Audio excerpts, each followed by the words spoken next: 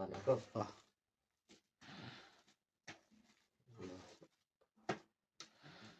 त्यति थुप्रो हुन्छ होइन अनि ठुल्ठुलो बनाउनु ठिक ठिक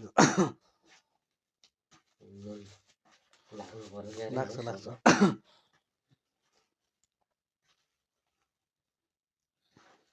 हजुर त मलाई अलि जस्तो फालिदियो के यार तिमीले हजुर न के हो कि मैले हाल्दाखेरि अस्ति हुन्छ अहिले म दोकान जाँदा ल्याउँछु भयो अब पर्दैन यसमा हाल्ने भनेर ल्याउने ल्याएछ अरूमा हालिँदैन त्यहाँ राखेर अरूले निकाल्छन् होला मैले त अझ जस्तो बन्द गरेर राखेको थिएँ आगोले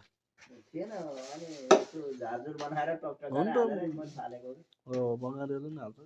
हाल्छन् होला त्यहाँ देखेको हाँग्दै नै हाल्छ माल रेडी हो माल यस्तो भएको छ हाम्रो बनाउने एउटा हो रेडी गरिदिने अनि तेलमा फ्राई गर्ने चाहिँ म हो अब यसलाई गोलो गोलो बनाउनु पर्यो नि अहिले त्यो त अहिले बनाउँला